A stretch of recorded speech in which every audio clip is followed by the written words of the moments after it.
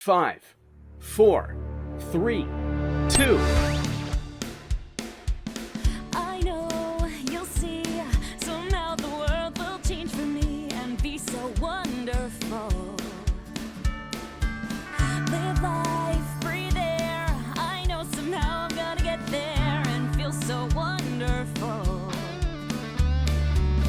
And it's all for real, I'm telling you just how I feel. So wake up the members of my nation, it's your time to be.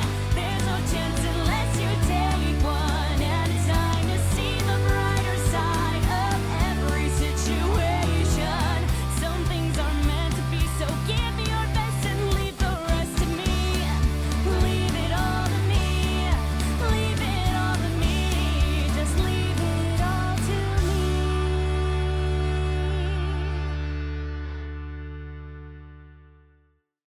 Spencer versus electricity.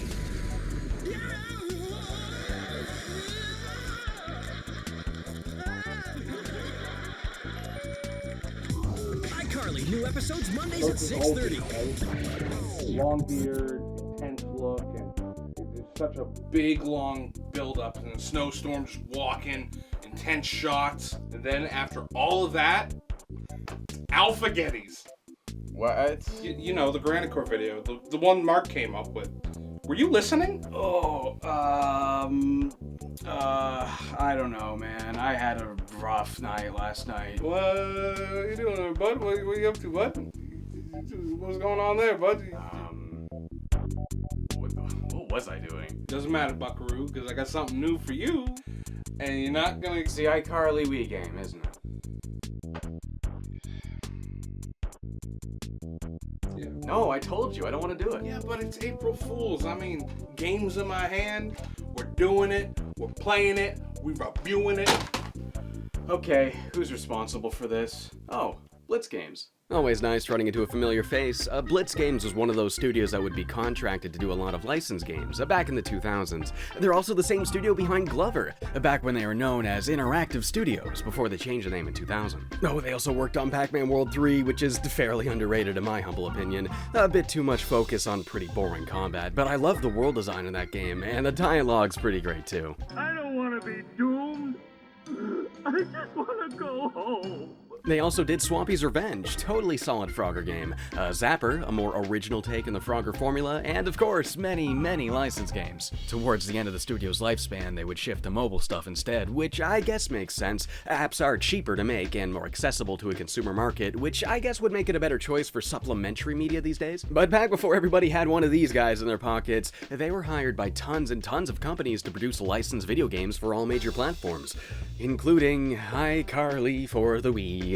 So first you're telling me that the people that made Dead by Daylight also worked on the Drake and Josh games, and now you're telling me that the people that made Glover made this thing? Well, not exactly. So it is the same studio, but it's much later, and you know, with like game companies, over the years people come and go and work on different things. So how many people from Glover worked on this? I cross-referenced the credits and I found 2 names, so I can confirm that in some capacity, 2 people that worked on Glover did help bring the iCarly game on Wii to life. Alrighty then. Well, let's check out this masterpiece. Well, let's just hope it's nowhere near as bad as that Cory in the House game was. Shh, James, don't.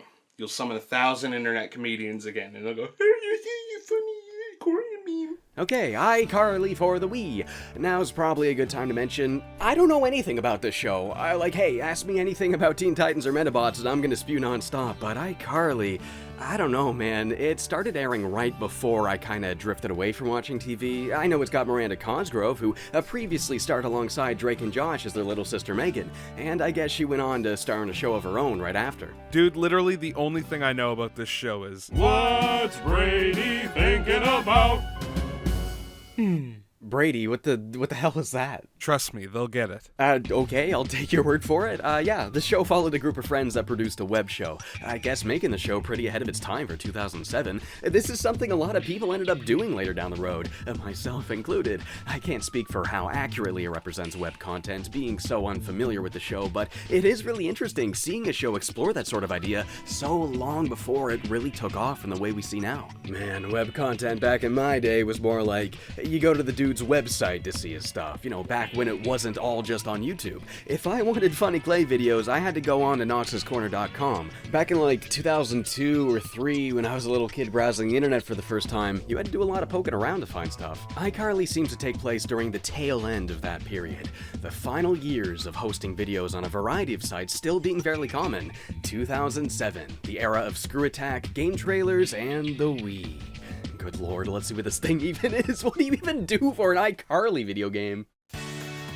Well, the menus look nice, everything's pretty clean, it does a pretty good job of getting that web show vibe, and they do a solid job recreating the set from the show, too. I like that panning shot, it makes the menu feel a little bit more lively. Yeah, it looks pretty good. Oh, I cannot say the same for the characters, though. Good lord, are they ugly? They use these, like, weird 2D-ish rigs, grossly modeled after the cast of the show. The resemblance is there, I guess, but god, are these things hard in the eyes. The ones from the Drake and Josh games barely look like Drake and Josh, but at least the art style wasn't this bad. I think what really kills it for me is the movement. The way their limbs all contort, the puppet-like motions, it looks really low effort. They look like sour ice cream. Oh god, yeah, like at least it doesn't look as bad as Cheggers Party Quiz. You ever see the cover of that game? Something about real people and Wii models that just don't look right. No. Bad baloney.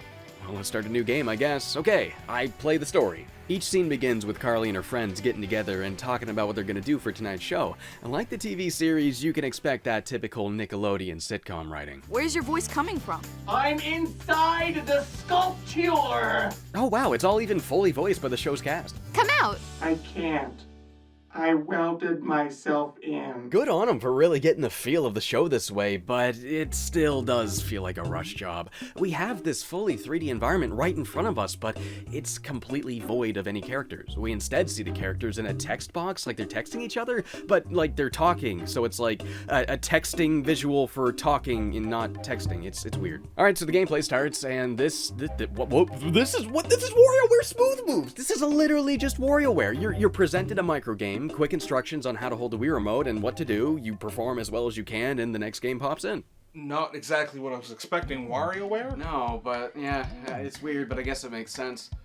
Makes sense. Why does that make sense? Well, it makes sense. Like, they're given a game to make. That is what they do. Contracted work. And they're just handed this random TV show. They gotta make something out of it. So I'm sure it was common to look around for inspiration and, you know, just make whatever, right?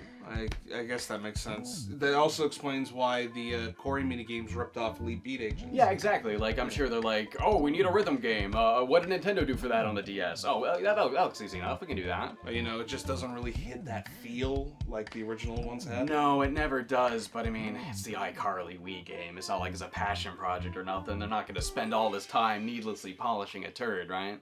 I guess the rapid micro gameplay does fit the show's concept decently enough. We're bouncing between all of these web videos, so, you know, each one can be a short micro game. You might be flailing the Wii remote around to dance, you might be aiming at the screen to swat away hands, try to steal the pie, you might spray people or control a trampoline to bounce them up in the air, all executed with a variety of different motions and poses on the Wii remote. And yeah, it all works well enough. I didn't really have any control issues here. The aiming's responsive and the tilt controls do work fairly well. When it comes to completing these games, I never had any problems doing it. But while the games are functional, they're way too easy. This game is so forgiving, dude. Like, sometimes I would feel like I would do a really bad job and screw up a lot, and then the game's still like, yeah, not bad. Excellent. Just excellent. What's even the point of that? Like, in WarioWare, if you made a slip-up, you lost a life as you'd be launched forward into the next game. You had to be on your toes. 4 strikes, and you're out. But here it's like, if you mess up, you just keep going. It just slightly decreases your score for that one micro game. So you can actually mess up a lot with little to no consequence at all. It totally strips the game of that zany challenge that made WarioWare so fun to begin with. Well, I guess I do try some things to try and make it more challenging, like having this Nevel character appear on screen. iCarly is rubbish. Throughout this game, this horribly evil gremlin child tries to hack into the show, deleting everyone's videos and generally trying to sabotage iCarly. I, Nevel Pepperman, shall make you rue the day. Who even is this kid? Like, honestly, his voice makes me want to punch him. I have no idea. I assume he's probably a villain on the show or something, like Megan was on Drake and, oh, hold on. I'm getting that. Hello? Yo, you guys talking about iCarly? Yo, Salty, what's up? You did like some speedrun bullshit for this game, right? You gotta know about this show. who the hell is Nevel? He's this young internet critic who runs a website called Nevelocity.com. It's super popular in the iCarly universe, and he uses that to his advantage to mess with the iCarly gang. He first appeared in the 6th episode of the show and tried to blackmail Carly into being his girlfriend by threatening to bomb her web show with negative reviews. Ever since then, he's been a huge recurring rival to the main gang, trying to sabotage iCarly at Any chance he gets. This dude sounds like a dick. Well, I guess that answers that. Nevel popping up is a lot more annoying than it is challenging. He just kinda gets in the way and then shouts his iconic phrase from the hit television series. Soon all three shall rue the day they cross Nevel Papperman. Rue the day. No, you'll rue the day. You'll rue the day. Rue the day. They really do say rue the day a whole frickin' lot in this game. The day you rued, ruing the day. Carly Shay rued the day, ruing. Is it really that funny? Did they really have to repeat it over and over this many times? You will ruing the day you made Nevel Papperman force you to rue. I don't know, maybe that's part of the joke and I'm just missing some sort of context here, but as it stood, I got really tired of hearing this kid's sickly hellion goblin voice shouting his over-theatrical catchphrase non-freaking stop. I rue this day! Shut the hell up! Please? Man, some of these microgames are really just nothing, dude. I mean, they're nothing. This one, you just press the A button. That's it. You just press A. You don't even have to time it or anything like that. You can even just mash it as the game pops up and it'll give it to you at the earliest input. There is no realistic way to fail this one, unless you tried to on purpose for some reason. And listen, yeah, I know, some WarioWare games were also just pressing the A button, but those games required reflexes and timing, and you were able to fail them. This, on the other hand, this requires nothing. This one, you just shake the Wii remote to dance. How could you possibly screw that up? Oh, wait, no, sorry, they do get harder. Oh, yeah, they introduce harder versions of the microgames later on. Now you gotta stop shaking the Wii remote sometimes. Yeah, these harder versions aren't really all that much harder at all. Some of them can be a tad more challenging, I guess, yeah, but it really just amounts to a tiny, tiny spin on it, or simply increasing the amount of things you had to deal with. Very unlike WarioWare that actually had multiple scenes for the different difficulties. There's really not very many of these games either. They just keep reusing them over and over, making minor changes to help them be more challenging. But it never really gets challenging at all. What are these web videos even supposed to be? Yeah, like a viral video of us shining flashlights at frogs. Yeah, that'll get 1 million views. Oh, I got an idea. What about waking up Spencer? Yeah, the kids really want to see Spencer wake up. Oh, I am entertained by seeing a man stop sleeping. This one's just an arcade machine where you shoot at the spaceships. What is it supposed to be, a viral video of somebody getting a high score or something? I don't know. This whole game is pretty disjointed. The better you perform in each microgame, the more web cred you'll earn, and you can use that to buy more decorations for your set. And yeah, that's a pretty fun idea. I mean, I've used a lot of the money I've earned from YouTube to improve my show in any way I can, so yeah, building a set this way is a lot of fun. Yes, I want a cowboy skeleton. Oh yes, I want a pineapple lamp. Yes, I want a gnome chef. Oh dude, I gotta get this TV. Yo, it's got HD and 1080p. Hey, I have to admit, it is pretty fun spending your points and decorating your studio like this.